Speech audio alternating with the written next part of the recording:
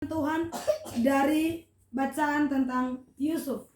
Kita ikuti dengan baik tentang kisah Yusuf. Yusuf adalah anak dari Rahel, anak perempuan kedua dari Laban, saudara Ribka yang Yakub peroleh setelah 14 tahun bekerja keras bagi Laban. Yusuf adalah anak pertama dari Rahel yang lahir dari dalam pergumulan yang panjang. Sehingga ketika Rahel melahirkan, Rahel memberi nama kepada Yusuf yang artinya ia telah menghapuskan aibku. Mengapa demikian? Karena orang-orang Israel pada masa itu kalau tidak punya anak berarti dosa besar, aib. Orang-orang terkutuk adalah orang-orang yang tidak memiliki anak. Sehingga ketika Yusuf lahir, Rahel memberi nama Yusuf. Dia telah menghapuskan aib. Yusuf menjadi simbol buah cinta kasih sekaligus anak kesayangan dari Yakub dan Rahel. Yusuf sangat dikasihi oleh Yakub karena ia adalah anak pertama dari istri yang sangat dia cintai. Dia rela bekerja 14 tahun. Dia tinggal 1 bulan dengan Laban. Dia menawarkan diri untuk bekerja dengan Laban 7 tahun untuk mendapatkan Rahel. Tapi penipuan terjadi, Lea mendahului. Sehingga dia harus lagi bersabar 7 tahun menjadi 14 tahun. Tidak hanya itu, dia harus tinggal lagi 6 tahun untuk mengurus kambing domba milik Laban. Berarti 20 tahun genap. Dia tinggal bersama dengan Laban dengan susah payah, dengan kerja keras. Dan pada akhirnya dia mendapatkan anak-anak dan juga berkat dalam kehidupannya. Yakub dan Rahel sangat mencintai Yusuf dan itu sangat nampak dalam kehidupan setiap hari bahwa dia pada akhirnya memperhatikan Yusuf lebih daripada yang lain. Karena setengah mati berdapat jadi. Dia pada akhirnya memperhatikan lebih.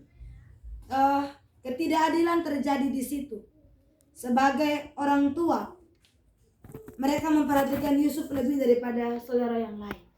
Dan memang keadaan inilah yang membuat Yusuf tidak disukai. Bahkan dia dibenci oleh saudara-saudaranya. Mereka mencari kesempatan untuk menjual dia. Dari 0 bulan dia lahir sampai 17 tahun, saudara-saudaranya menyimpan dendam kepada dia dengan jangka waktu yang sangat panjang. Dan ketika dia sudah 17 tahun, dia sudah layak untuk keluar dari rumah dan pergi ke padang.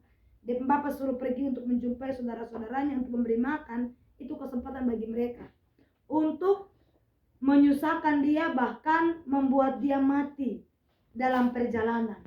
Dia dibenci, dia tidak disukai, dan dia dijual kepada para saudagar. Pertama mereka memang berencana untuk membunuh dia, tapi Ruben bilang jangan, lebih baik kita buang dalam sumur. Dengan niat kalau buang di sumur selesai nanti kamu pulang saya bisa labona dia.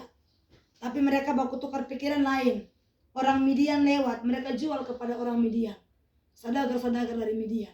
Selesai jual, orang Midian jual lagi dia di Potifar. Daripada istri di Firaun di Mesir. Jadi Yusuf ini di-offer dari setiap tangan ke tangan. Jadi dia bukan tinggal di rumah lalu menjadi penguasa, tetapi dia di-offer dari tangan ke tangan. Menjadi orang asing dan bertahan hidup di Mesir. So begitu lagi dia menghadapi pergumulan yang berat karena menghadapi Potifar punya godaan yang istri Potifar punya godaan yang besar. Dia harus menjadi narapidana dengan tidak melakukan kesalahan, dituduh dengan tuduhan palsu. Tapi yang menarik adalah bahwa Yusuf tetap mempertahankan kehidupan dengan percaya kepada Tuhan yang pada akhirnya membuat dia menjadi penguasa di Mesir. Harga yang Yusuf bayar untuk menjadi seorang penguasa di Mesir sangatlah mahal. Dia diproses dalam keluarga dan rumah Potifar membuat dia memiliki integritas yang tinggi. Jadi dia bisa berkata, bertindak, berlaku jujur dan benar. Bahkan dia berani mengatakan tidak pada dosa. Padahal dia bisa saja tergoda ataupun menggoda karena dia orang muda. Tetapi dia berhasil untuk mengatakan tidak pada dosa. Itu yang membuat Tuhan menyertai dia dan memberikan karunia mimpi kepada dia. Dia dapat menerjemahkan mimpi juru minuman, tetapi juga mimpi Raja Firaun. menerjemahkan itu dan terjemahan itu bisa diterima. Artinya bahwa apa yang dia sampaikan itu masuk akal. Itu yang menggiring dia untuk menjadi penguasa di Mesir, orang kedua setelah Firaun. Bap Mama dan semua kita yang dikasihi oleh Yesus Kristus, Yusuf menjadi orang yang berakal budi dan bijaksana seperti yang diakui oleh Firaun. Pada ayat yang ke-39 dia mengatakan bahwa kata Firaun kepada Yusuf, oleh karena Allah telah memberitahukan semuanya ini kepadamu, tidaklah ada orang yang demikian berakal budi dan bijaksana seperti engkau. Yusuf saking bijaksananya, dia diakui oleh Raja Mesir yang kafir dan tidak percaya kepada Tuhan. Dan itu terbukti dalam masa kepemimpinannya. Masa di mana Tuhan mengizinkan kejayaan, kelimpahan, kenikmatan selama 7 tahun. Dan masa kelaparan, penderitaan, kesengsaraan, kemelaratan selama 7 tahun pula. Jadi impas. 7 itu kan angka sempurna bagi orang Yahudi, bagi orang Israel. Itu sempurna. 7 kelimpahan, 7 kemelaratan. Sebelum masa itu terjadi, Tuhan telah memberitahunya sekali lagi melalui mimpi. Kalau kita ikuti dari awal dia pemimpi itu yang akhirnya orang jual dia. Tapi dia pemimpi pula yang pada akhirnya dia menjadi penguasa. Karena dia adalah orang-orang sederhana, Tuhan memakai cara yang sederhana pula. Tuhan tidak datang dengan terang-terang seperti orang lain. Tetapi Tuhan memakai sarana mimpi yang sangat sederhana untuk memberitahukan kepada Yusuf tentang hidup di masa depan. Yusuf diberitahu Tuhan untuk dapat mempersiapkan diri menghadapi hari depan. Yusuf mengatur tahun kelimpahan dengan bijaksana, mengisi lumbung-lumbung dengan gandum, sehingga Mesir terhindar dari bencana kelaparan, bahkan menjadi lumbung bagi anak-anak Yakub. Bap Mama dan semua kita dikasih Yesus Kristus, ada beberapa hal yang dapat kita renungkan bersama pada minggu terakhir, minggu penutupan bulan pendidikan ini. Yang pertama, Yusuf peduli, care, rasa, peka pada apa yang dikatakan Tuhan kepadanya, sekalipun hanya melalui mimpi. Yusuf tidak menganggap sepele mimpinya, tetapi dia menganggap itu dengan sangat serius. Dalam kehidupan kita, selalu ada cara Tuhan untuk berbicara dengan kita. Tuhan bisa memakai berbagai cara untuk memberitahukan keadaan kita melalui kehendaknya. Entah itu kehidupan kita untuk hari ini, hari besok, hari-hari depan. Ada orang yang diberikan karunia indigo atau kelebihan dalam diri untuk melihat masa depan 5-6 tahun ke depan atau 1-2 tahun ke depan. Ada jenis anak yang demikian, jenis orang yang demikian. Bagi kita yang tidak, Tuhan memakai sarana yang berbeda untuk memberitahukan sesuatu kepada kita. Sangat sederhana dia memberitahukan itu kepada kita. Tetapi yang menjadi soal bagi kita adalah bahwa kadangkala kita tidak menganggap itu sebagai cara Tuhan memberitahukan kepada kita. Kita tidak peka, kita tidak peduli. Kita bilang itu hanya bunga tidur, itu hanya mimpi biasa saja. Orang biasa bilang, apalah arti sebuah mimpi? Mungkin kita capek, darah jalan tidak baik dan lain sebagainya. Jadi akhirnya kita mimpi. Allah menyatakan kehendaknya dengan berbagai cara. Hanya saja untuk dunia hari ini banyak orang salah menggunakan sarana itu untuk menyatakan kehendak masing-masing, untuk mendapatkan keuntungan, togel, untuk menerjemahkan mimpi kupon putih, untuk menerjemahkan mimpi yang menyusahkan orang lain, untuk supaya orang bayar-bayar dong, hanya karena kepentingan-kepentingan tertentu, perjudian-perjudian dan hal-hal lain. Jadi mimpi yang kudus dipakai Tuhan untuk memberitahukan kepada kita sesuatu, kita kotori itu dengan berbagai kepentingan dalam kehidupan kita. Yusuf bisa peduli dan memahami mimpi. Kenapa? Karena dia hidup bergaul dengan Tuhan. Itu saja. Orang-orang yang hidup bergaul dengan Tuhan, mendekatkan diri kepada Tuhan, orang bilang itu hanya bunga tidur, kita bilang tidak. Itu ada sesuatu. Karena ada kelekatan hati kita dengan Tuhan. Kita merasa bahwa memang Tuhan ada omong dengan kita begitu. Kita merasa memang itu adalah tanda atas kehidupan kita. Karena itu melalui kebenaran firman Tuhan ini, mari kita peka dengan suara kebenaran firman Tuhan. Mungkin tidak melalui mimpi, lewat puji-pujian, lewat doa, lewat pemberitaan firman Tuhan. Itu cara Tuhan berbicara kepada kita.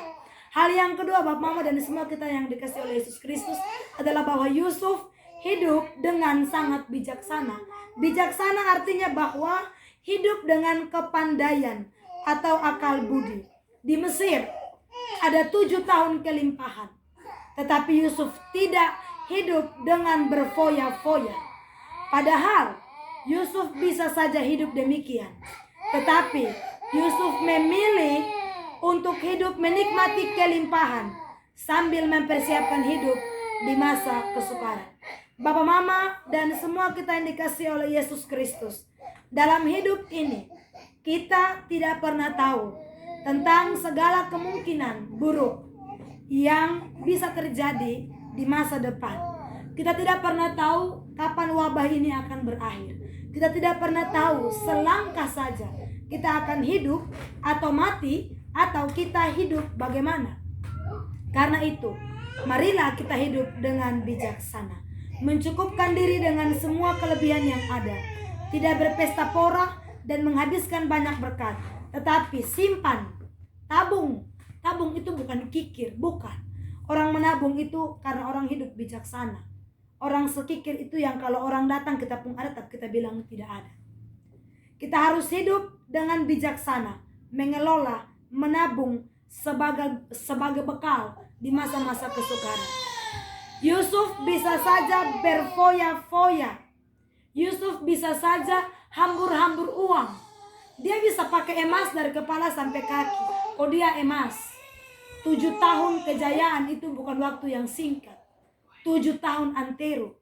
Tetapi itu waktu yang Tuhan kasih kepada dia. Kita orang muda, Tuhan kasih kita kekuatan di masa muda. Kita waktu tua, kita akan merenungkan apa yang telah kita buat di masa muda. Kita punya masa-masa kejayaan berakhir, dan kita ada pada masa-masa kesukaran. Tapi yang kita percaya, kita harus mampu hidup dengan sebijaksana mungkin. Yang ketiga, Yusuf hidup menjadi berkat. Yusuf hidup menjadi berkat. Ia memberi tepat pada waktunya, dan Tuhan menggenapi apa yang disampaikannya. Dan Yusuf melakukan seperti apa yang dikehendaki Tuhan. Jadi 3. Yusuf melakukan tepat pada waktunya. Tuhan menggenapi apa yang Tuhan sampaikan. Yusuf melakukan sesuai dengan apa yang dikehendaki Tuhan. Yusuf menjadi berkat bagi bangsa-bangsa dan bahkan atas keluarganya sendiri, yaitu orang-orang yang dahulu berniat membunuhnya, tetapi kemudian membuangnya ke sumur, mengambilnya, menjualnya, dan juga memberlakukan dia secara tidak adil dalam kehidupannya. Dia dijual dengan harga yang sangat murah kepada saudagar Midian hingga sampai di tanah Mesir. Tetapi sekali lagi, Yusuf tidak menggunakan kesempatan. Yusuf tidak menggunakan kekuasaannya untuk membalas dendam. Yusuf mengampuni. Yusuf menerima.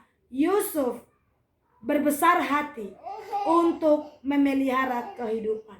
Yusuf memberi pengampunan dan memelihara hidup mereka dengan gandum. Saya kira Bapak, Mama, dan semua kita yang dikasihi oleh Yesus Kristus, seandainya saja Yusuf tidak dijual, Yusuf tidak dipenjarakan, berarti rencana Tuhan gagal.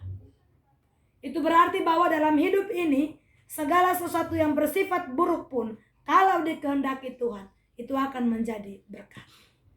Segala hal yang bersifat menjatuhkan atau menyusahkan kita, jika itu dirasakan, dialami dalam rencana Tuhan, berarti itu pasti menjadi berkat.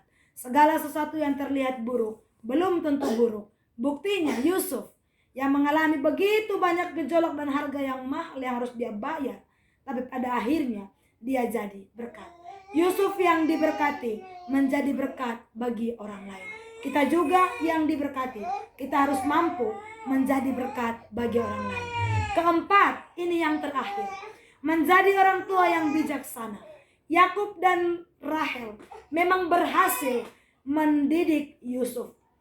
Yusuf bisa melakukan semua hal ini sebab ia mendapatkan kasih sayang yang besar dari Rahel dan juga dari Yusuf, dari Yakub. Selama dia lahir, selama dia besar, kurang lebih 17 tahun di tangan mereka, Yakub dan Rahel mengajarkan nilai-nilai kehidupan kepadanya. Sebagai orang tua, hendaklah kita mendidik dan mengajarkan nilai-nilai kehidupan seperti kasih, keadilan, murah hati, jujur dan bertanggung jawab kepada anak-anak kita. Di tangan Yakub dan Rahel, Yusuf dibesarkan dengan baik, tetapi di Mesir Tuhan membesarkan dia. Tuhan mendidik dan Tuhan menjadikan dia sebagai penguasa yang hebat dalam masa itu. Tetapi juga kita harus jujur mengatakan bahwa Yakub dan Rahel berlaku salah dalam keadilan. Janganlah kita salah mendidik anak-anak kita dengan memperhatikan mereka secara adil. Karena semua perbuatan dan didikan kita berdampak luas atas kehidupan hari ini dan hari depan. Mari kita memasuki pekan yang baru dengan menjadi Yusuf masa kini. Hidup mendekatkan diri kepada Tuhan dan menjadi Yusuf seperti tema kita. Dari Gemit untuk Indonesia dan dunia. Dari Mesir untuk dunia. Dari rumah untuk masa depan. Dalam keadaan yang pahit dan sukar sulit sekalipun, pendidikan bisa bertumbuh di Gemit, di rumah kita, sekalipun mendapatkan tantangan yang sangat banyak. Tetapi jangan pernah berhenti untuk menjadi berkat bagi orang lain. Tuhan memberkati kita dengan firman-Nya. Amin.